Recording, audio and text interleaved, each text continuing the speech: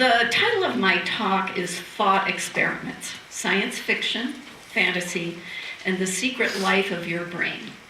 I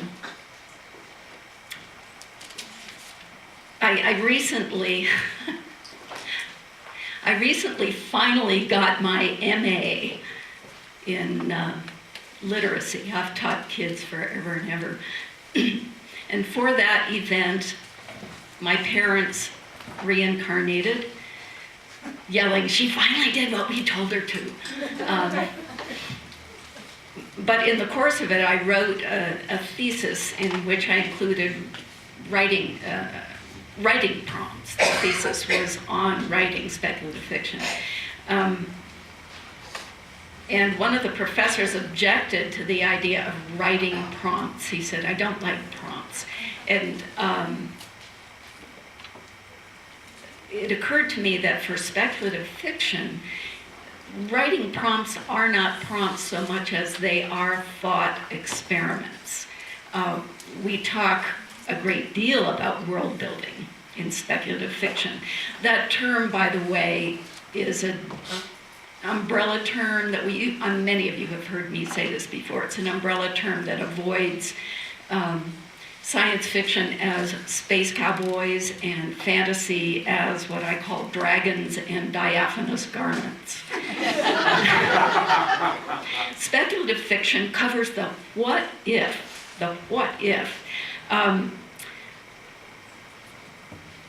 But when you look at it more closely, we are world building all the time. How we build our worlds, our perception, our sense of what's real, and also our social reality, our culture. And this is what really interests me. I write, in a sense, social science fiction. Partly to give you some context here, I have to give you my family background a little. I am the child of two scientists, PhD scientists. That's why they reincarnated so happily when I finally put on a mortarboard. My mother had got her doctorate in zoology in 1939 from Berkeley. My father in geology in 47, I think, 48, from MIT. Where did they meet? They met. Dad was born in Hollywood, Mom was born in New York, and they met in an unapproved boarding house in Berkeley. My mother, and they were married in Costa Rica, where my mother spoke no Spanish, and my dad had to give her a jab in the ribs to say, when it was time for her to say, "Sí." And forever after, Dad would say, "Mimi, give me a cup of coffee, would you?" And Mom would say, "Get up and get your own coffee." And Dad would say, "You promised to when you married me." See, look at this. This talk is already off the rails.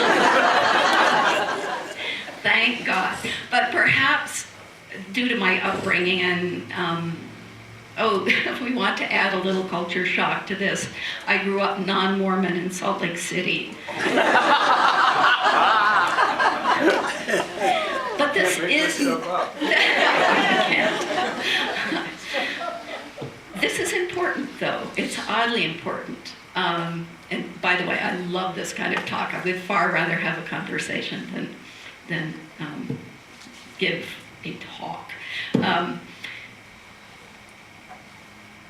In 1968, having totally bombed as a National Merit Scholar in the Ivy League, I returned at the end of my sophomore year to Salt Lake City with my tail between my legs. I had never actually I had been on a bus before, but only a school bus. I didn't know what a prep school was.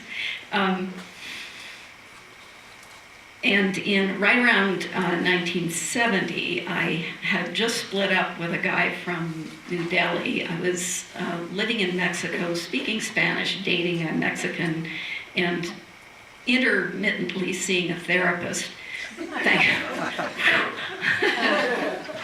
And wondering what the heck is the common denominator of culture?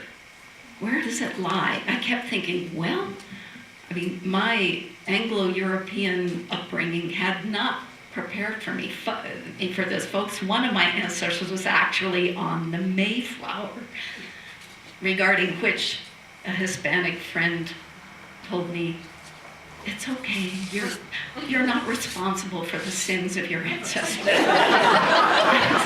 Thank you. And my question at that time, I was, 20 years old? You know, this is why I love teaching in the honors college, where everybody is 19 and 20 years old and they're completely insane. The question for me was not what is real, but how do I make sense of this work? How do I make sense of it? I knew I was not a scientist, and this, at that time, I'm actually a pretty well-read lay scientist now, but I was not the person my parents hoped I would be, I guess. Who is, really, frankly. You know, the stereotype that we're given of the scientist in the white lab coat and in the lab full of bubbling retorts. You know what a retort is those weird shaped glass thingies that mad scientists bubble their, yeah, right. The one thing I knew, and like most of us at one time or another in our lives, I was in extreme confusion and considerable, shall we say, discomfort, pain, whatever, that 20-something place. The one thing that I knew was that I was not, at that time, the scientist. Scientists are outside of things, researching, taking notes, and relatively safe in their white lab coats. I said, I'm the retort. I am my own lab rat. It was also, by the way, the middle of, I mean, you remember this, it was Vietnam and assassinations and My Lai massacre and Lord knows what. Anyway, so my question was, you know, what is this? Where do I belong? And my family's unspoken opinion of science fiction and fantasy was low, shall we say. It wasn't real. It's not real. It's not molecules. It's metaphor. And what's metaphor? You know, it's kind of made up stuff. So I was, you know, fairly not adrift. That's long. I had a long way to go to find who I was and what I was to do. I had read a book called The Gypsies by Jan Yours. Has anyone here read it? Yeah. It's a wonderful, it's nonfiction. A young Dutch boy who, at 12 or something like that, ran away from home kind of inadvertently. This was between the world wars, and ran off with the gypsies. It is a marvelous quarter bubble off-plumb, off-center book, which I highly recommend. But in my looking at culture, the question came up for me: what if there were a group of people who were in fact cultureless? As I'm looking for the common denominators between New Delhi, Salt Lake City, and Iztapalapa, Mexico, you know, or whatever. And it's gotten worse since, because I've done years teaching at Zuni Pueblo and on the res or whatever. Those common denominators, whatever culture is, lie very, very deep. And the more I thought about it, I thought there can't be a group of people who are cultureless. I mean, the culture comes with being human. But what if they knew in a Zen-like way, or were aware, even not consciously, of the arbitrariness of culture? This was sort of my takeaway. So this was the beginnings of a thought experiment.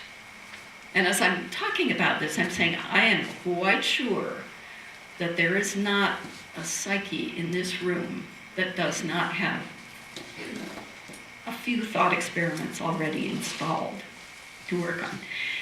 So in my writing, as I began to write older, began to shift from writing for kids more and more into young adult, and now the books I write are adult, let's face it. They are adult novels with young adult protagonists.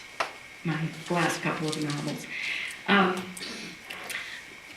These cultureless or culture-aware people began to get a name, and very gypsy-like, and they're called road souls. This is the opening song. I'm a traditional folkie.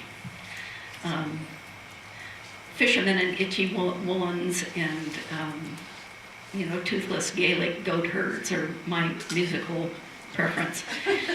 I've listened to so much that I can, in essence, write folk songs that are pretty convincing. But this is the opening poem of Road Souls. Who we are. Wind is the prairie tide. We are the wind. There is no wall the wind cannot unbind. Rain is the prairie tide. We are the rain. Rain turns citadel to sand again. Build proud, build high, wind will unmake it. Build for eternity, water will take it. Even the gods in their high town are by wind and rain and the souls brought down. So, like most thought experiments, I was percolating this for quite a while. And then I ran into an article in Scientific American.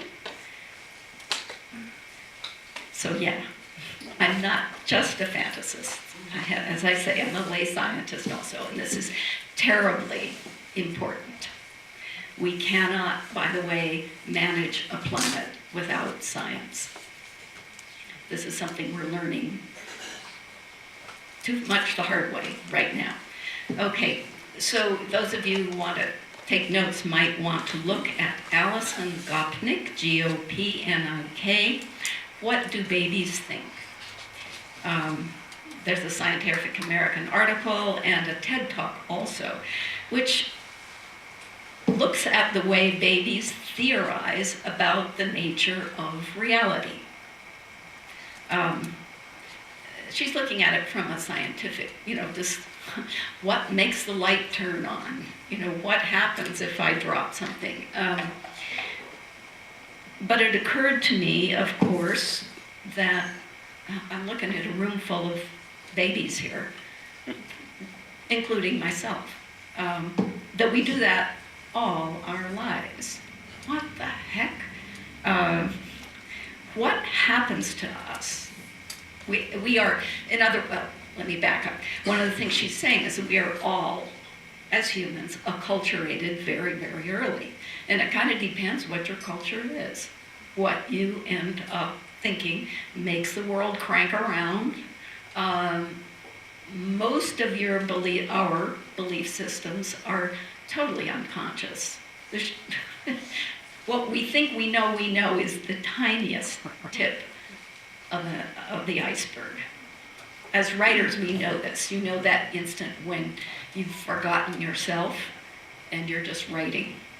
You're writing from whoever you are. We live for those moments. But joining that to the thought experiment of what if there were a group that had no culture or almost no culture, started asking the question, what happens to us when we're expecting the world to behave in the way to which we've been acculturated, where we get tossed into a culture or cultures that do not behave toward us the way we expect them to.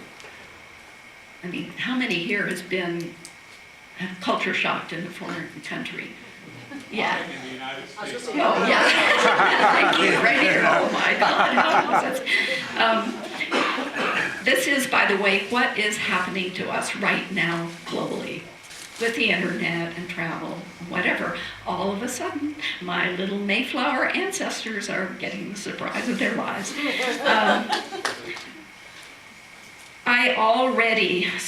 Percolating this, and I already had a character from a previous novel who was acculturated to feel absolutely entitled. This is Raim he was a secondary character in the book Dark Heart. This is a young man who feels entirely entitled. He is blind due to an accident that he is convinced he caused, and maybe he did, I don't know. But he cannot resign himself to the loss of his worldview. And then a second character, Dooney, immediately popped up. Ryan, by the way, had been demanding a book of his own since I was more or less in middle school, so this is how early these things start. A second character immediately presented herself, Dooney, who is a young woman who is acculturated to feel entitled to nothing. Nothing. So, what do? We got two lab rats. We put them in the same box and see what they do. The problem with doing that for these two characters, I thought, oh, this will be great. What do we do? What happens? The first thing that I did, and this was a conscious decision, was to strip each of them of their cultural surroundings. The things, and it is our cultural surroundings that support our worldview. If you've ever been dumped alone in Kolkata, you know that very suddenly what you thought worked doesn't work. It's a community deal. So if I strip them of their surroundings and dump them in with the road souls, what will happen? My lab rats. Well, every time I put them together, the obvious thing happened. They hated each other and they tried to get as far away from each other as possible. And so I kept putting them together and they kept leaving. And I thought, I can't write a book. My thought experiment has come to a dead end. And then a third character showed up, which is often. And this is a 9-year-old girl named 9, who doesn't buy the worldview of either one. She's the kind of person who would look directly at you and say, you got something hanging out of your nose. So anyway, once I had those three, I had my novel.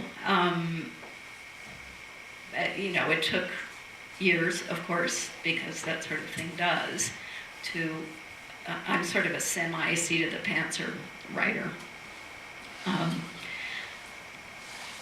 But my thought experiment was on the road. I'm debating here. I'm looking at my time. I was going to read you a section, but maybe I'll wait and see whether we get through the rest, because I do want to address another thing about speculative fiction, the neural part of it.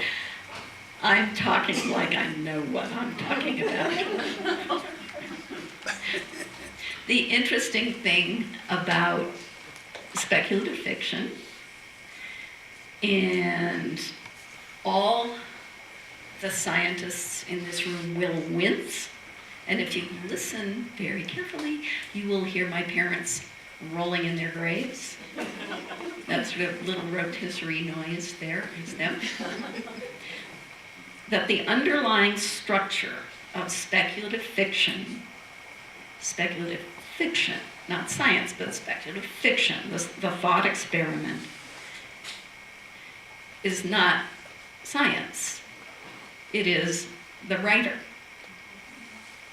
It's you guys. It's what your peculiar psyche is and how it interacts with the world and your culture. The horrifying thing is that speculative fiction writers love to take things out of context. We pick them up. Our psyche exerts a sort of a magnetic. You've seen how you bring if you scatter iron filings on a sheet of paper and you bring a magnet up underneath, they will constellate into a particular shape. If you bring a thought experiment up under your psyche, it will constellate all kinds of things to a plot or to a story. So my neurolinguistics are semi-scientific and taken somewhat out of context. That said, how many here have read here's another note to take, Terry Bisson, Bisson, has a short story, it's up online, called They're Made of Meat. Yeah, wonderful little short story about a couple of aliens completely astonished at encountering us. We're made of meat. They can't believe it. If you read around in neurolinguistics, which, God help me, I've been doing for the last 5 or 6 years, getting an MA, wailing all the time. You mean I have to write something in ABA style? Oh, God. With footnotes. I'm used to making up the footnotes. You get to do that in SF. That's pretty fun. How convincing can you be with your fake news? Yeah. Seriously. But there is a wonderful article, this too is online. It is called, get ready, The Brain's Concepts, the Role of the Sensory Motor System in Conceptual Knowledge. And you can ask me afterwards. By Galassi and Lakoff. And I ran into this in a very unacademic way. I was yelling and screaming and running around my house going, yes, yes. So I'm going to read you a few out-of-context quotes here. Imagining and doing use a shared neural substrate. When one imagines seeing something, some of the same part of the brain is used as when one actually sees. How about that? Understanding is imagination, and what you understand of a sentence in a context is the meaning of the... Oh, yeah, forget that one. That was too complex.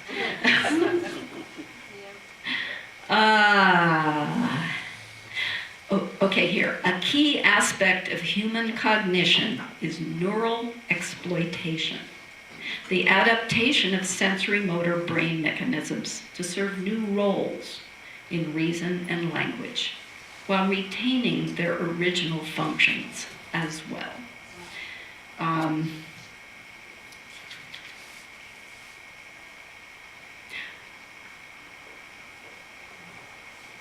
Mental imagery used to be thought of as abstract and fanciful. Are you listening, Mom and Dad? Far from and independent of the perception of real objects and actions. But it is not. We now know that visual and motor imagery are embodied.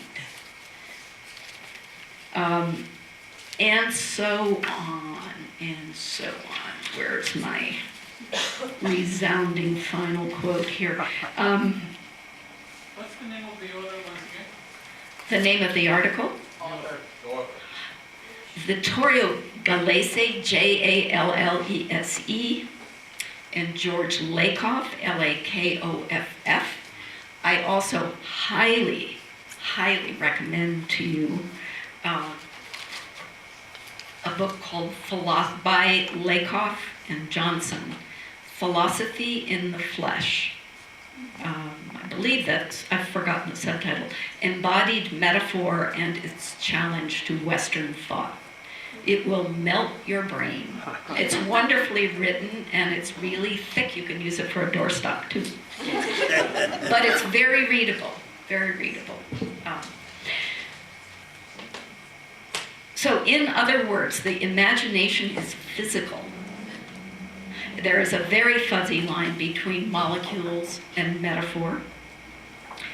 It's not just words make us imagine things, but to an unknown degree, words use the very same neural pathways as physical vision and movement. We are made of meat. To grasp my teacup and to grasp a concept, same neural pathways. So to a fantasy or science fiction, speculative fiction writer, this is wonderful. Also, they're using the same freeway. This is also, as we know, exploited by politics. So, and not to mention myth, religion, whatever. And of course, the more fake news is in line with the theories of reality to which we were acculturated as kiddos, then the world we unconsciously built, our ideology, we're more inclined to believe it. That's just how we are. And the more we need the rigors of science. I mean, science also uses metaphor, but the triangulation from many, many angles over time tends to largely correct for that.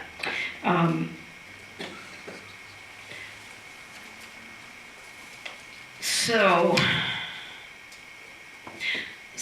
thought experiments. We're messing around looking for ways to, not deliberately to exploit those doubly used neural pathways, but to examine the worlds we have built.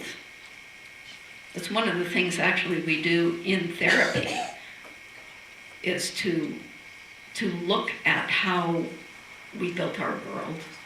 And do we believe that world anymore? Do we want to build it differently to the degree that we can? It's one of the things we do when we examine culture itself in anthropology. Now that in anthropology we know that the anthropologist is just as much a part of the experiment as whatever it is. The scientist is the lab rat. Everybody's in the retort. And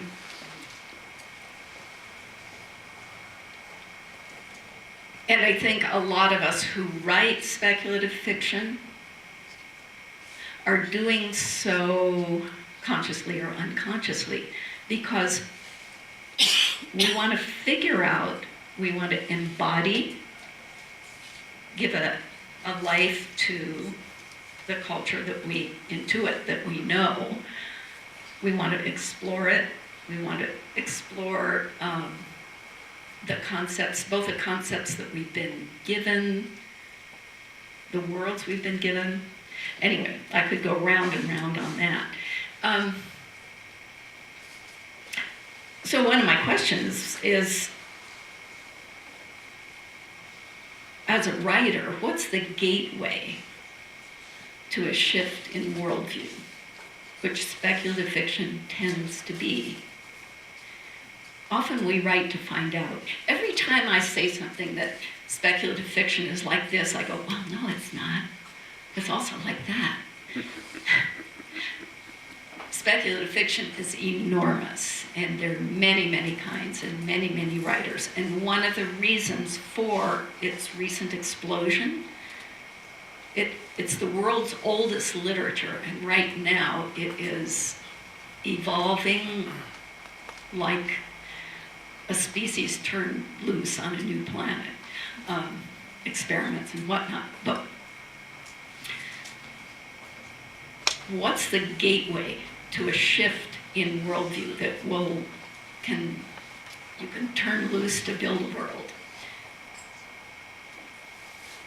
which of course will be your world. It'll be you, like it or not, even the bad guys. Well, you can be given a good what-if question. You can be given a thought experiment, also known as a writer's prompt, and that's what I do in my classes, the beginning places. A couple of my old chestnuts that some of you who have taken my classes will recognize. They are more elaborate than this one in my classes, but write about a ghost who doesn't know that it's a ghost. I can hear my parents saying, there's no such thing as ghosts. In your psyche, there are. There are. And we laugh, but the concept of a being who was alive and is not now alive, what lies there? Another one. Write a story in which a person attempts to bring someone back from the dead. But the rub is allow it to be funny. I mean, how do you set up things that are slightly on the bias, a little bit out of your worldview, or that give you permission to push past the edge of your worldview? Write a story involving one human, one alien, and a bone flute. That's one from Ursula Le Guin, by the way. And in my experience, as I say, your best experiments are already waiting in you. And one thing, this is just another thought experiment that I often use is look around your house for your altars. Now, I don't mean the place where the religion you grew up, well, I might, though.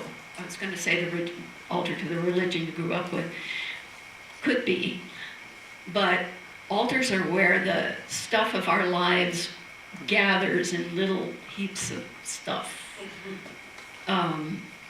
Maybe it's how you arrange your bureau, where you put stuff when you go to bed.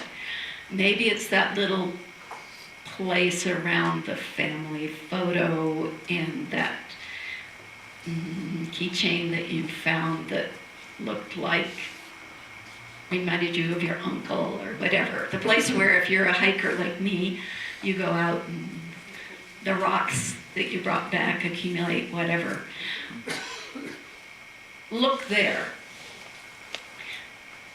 It's very likely that your metaphors are hanging out in the form of altars. They're telling you aspects of yourself, not conscious ones. Patterns in yourself that you can exploit as a writer, a speculative fiction writer. So a very reliable thought experiment for the speculative fiction writer is take something from your altar, from one of your altars. My house is solid altars, for heck's sake. And endow it with properties of some sort or a significance that are not quite in those of the world of physics. When you do that kind of thing, you are, of course, already in your own psyche. You already have something that matters to you, and you picked it up and put it there because it had Newman, that quality of otherness, I guess we would say. So I think after talking about the untalkable about here for quite some time, there are a lot of things that really can only be tossed around forever to look at the shape of them. I think I will say, okay, I'll give you guys the choice. Should we go to questions?